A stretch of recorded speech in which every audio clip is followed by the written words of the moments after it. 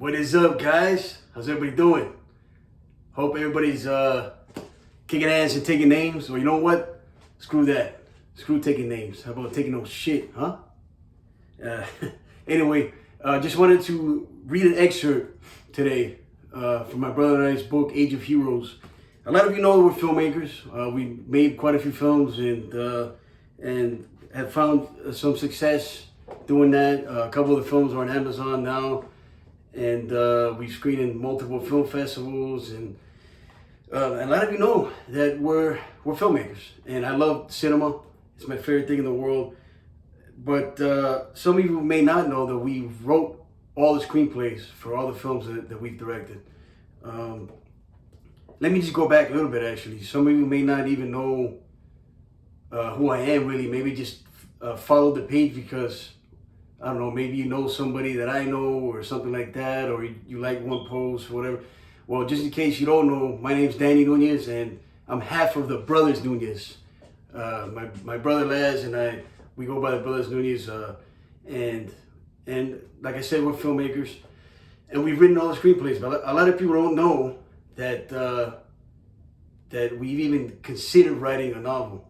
It's something that's been in the back of our head, honestly, since we were kids. You know, there's probably a group of people from back in the day, back on the block, from the craziest partying days, that probably would have never thought that we're even filmmakers, much less novelists. But yeah, we are. And writing has always been something that has kept me sane in some dark times. You know, going back since I was a kid.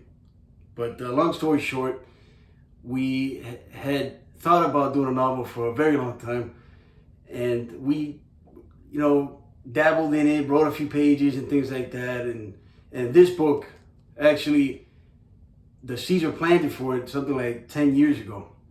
And at first we thought about writing it as a film, but you know, the nature of it, giant armies clashing and gods flying in and out and things like that, it would have cost, you know, a lot, a lot more than we had.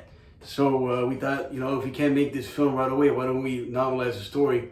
And we did. We've always been interested in history and also mythology.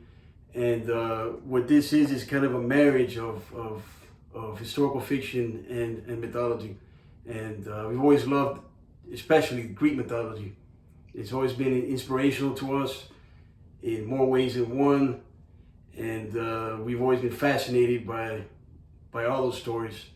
You know, I've read stories about Alexander the Great keeping a copy of the Iliad under his pillow when he went to war and stuff like that. And I'm not saying I did that, but I did that. I slept with it under my pillow. It's kind of cheesy or whatever, but I don't know. It was something that it did inspire me. Anyway, we ended up, particularly during the pandemic, going back and dusting off a few of our scripts and manuscripts, and we pulled out Age of Heroes. And we saw it and we looked it over and we thought, you know what? This is definitely not ready yet to go out to the masses. So we went in there, cleaned it up extensively, rewrote a lot of it, if not most of it. And just recently we were published. So very excited. A few of you have already sent me awesome messages saying how much you enjoy it and that you're inspired by it, and I'm very, very grateful for that.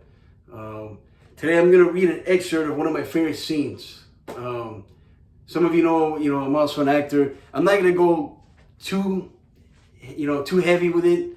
Maybe like, 50, 60%. I'm not going to do another accent or something like that. But, I'll try to make it entertaining, give you guys a little show and, a little taste of what you got in store if you decide to check this out. All right. So, a little context. Most of you know, I hope most of you know about the Trojan War. I think most of you have seen Troy with Brad Pitt. That dramatizes some of the Trojan War myths, and it's playing the same sandbox that we're playing in. And a lot of those characters, you'll find them in here. Achilles, Hector, Paris, Agamemnon, Menelaus, all those guys are in here. Helen, the face that launched 1,000 ships. So here, straight from the Trojan horse's mouth, is an excerpt from the book. The Greeks invaded Troy, and they've been fighting for 10 years there. The Trojan prince Paris took the Greek queen Helen and brought her over, and that's pretty much what sparked the war. There's a little more that goes into that. It's a little deeper than that, but mainly that is the catalyst of what sparked the Trojan War. This 10-year long, it's just straight up carnage and slaughter, and but within that, there's heroism and all kinds of other stuff, and there's Kleos. If you don't know, Kleos in Greek, it mainly means glory, particularly martial glory, glory in battle. So it's Age of Heroes, Kleos, because this book mainly deals with the Trojan War and themes of warfare. Why you fight, when you should fight, when you should not fight, things like that. How you should behave in battle. Chivalry. What is chivalry? Should you ever show respect to your enemy? That kind of thing. So I know I'm ranting a little bit, but without further ado, I'm going to read this excerpt. And if you enjoyed the excerpt, go on Amazon, type in Age of Heroes, Kleos, the brothers Nunez, and it'll come up. And if you enjoyed the excerpt, definitely go on there and check out the preview and everything. And I'll greatly appreciate if you decide to get yourself a copy. But anyway, without further ado, so one more thing. The character that comes out on the scene, the main guy, his name is Diomedes, and he's basically the second most badass guy on the Greek side, second only to Achilles. Okay, so Diomedes here, he's gonna run into none other than Prince Hector, who's the commander-in-chief of the Trojan army. So here we go. All right. Diomedes roared louder than a lion. He pulled on the reins of his own chariot with all his might and was barely able to stop it before they crashed into the spears of the Trojans, which waited, poised like the teeth of some great beast, chomped down on him. He leapt from his chariot and charged headlong into the Trojan ranks and went on a rampage, killing countless Trojans and inspiring his comrades. Thessalos speared a Trojan in the eye and cheered for Diomedes. Then Ajax speared a Trojan in the belly before cheering. Diomedes became as a lion beholding a wounded lamb when he saw Hector limping away from the front with the help of two of his personal guardsmen. Several other Trojan infantrymen stood around him, attempting to protect him in the chaotic melee. Diomedes roared and began to slaughter his way towards Hector. He slew 4 men with 4 precise thrusts before he was in range. He cast his bloody spear at the eldest prince of Troy.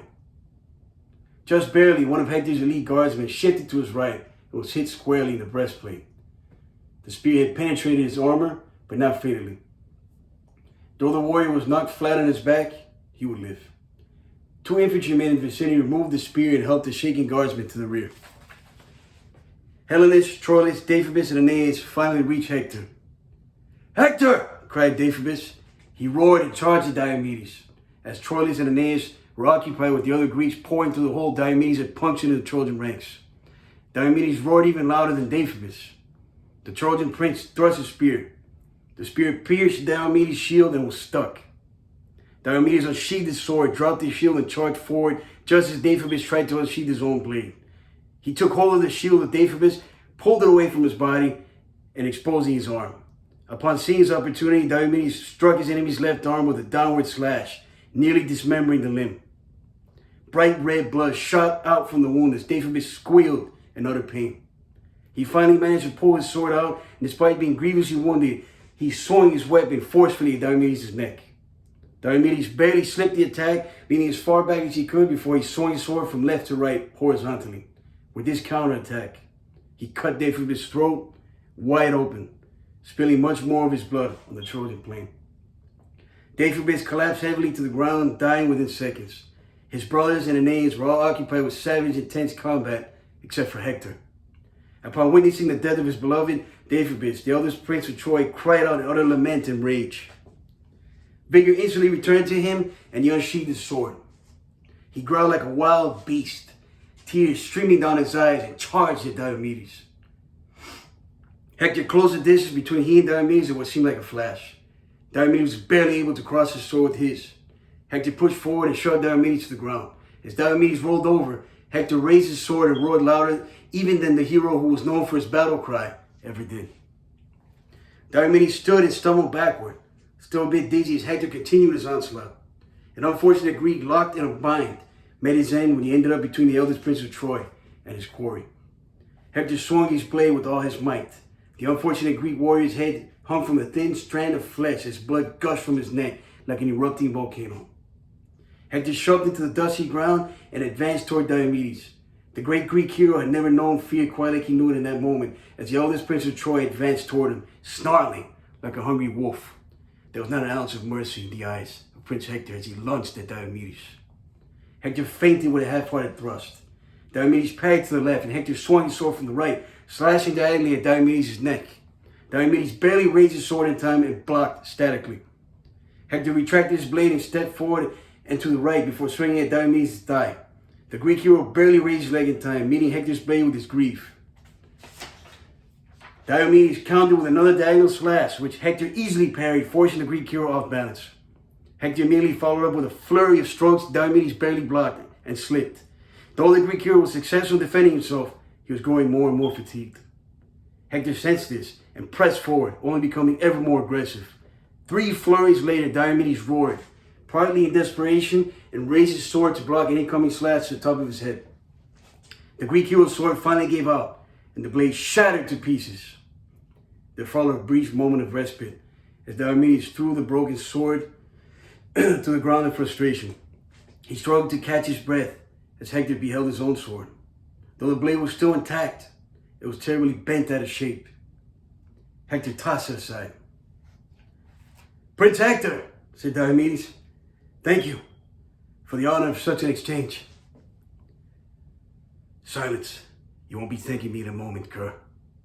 I will rip out your throat with my bare hands," Hector cried. A Trojan infantryman recognized Hector and raised his sword to strike Diomedes down. "My prince," he cried. "No!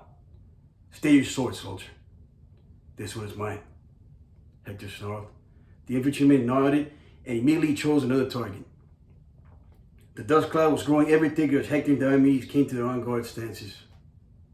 I take it that hero I slew was dear to you," said Diomedes.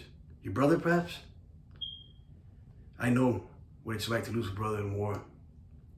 I know the pain, and I know the rage that boils your blood. Come and take your vengeance, Prince of Troy. I am nearly certain you will have it this day. But I am absolutely certain that we will share everlasting glory." Desolate suddenly appeared and stood at Diomedes' side. "Diomedes, son of Jason," said Diomedes, gripping Theseus' arm and shaking him. A hint of apprehension finally shone in Hector's eyes as he searched for a Trojan who could lend him a weapon. But Diomedes did not take Theseus' weapon or allow him to slay Hector. Instead, he pushed Theseus away. "Leave me, brother. This is a moment of my beautiful death." "Or not. Why spoil the fun?" Then Diomedes charged at Hector barehanded. So that's a scene there that kind of illustrates the mindset of some of the characters and some of the things that we were trying to express with the story. Diomedes, he could have let his buddy join in and team up against Hector, but he said, "No, this is an honorable fight between me and him. Whatever happens, happens." So anyway, I hope you guys enjoyed that.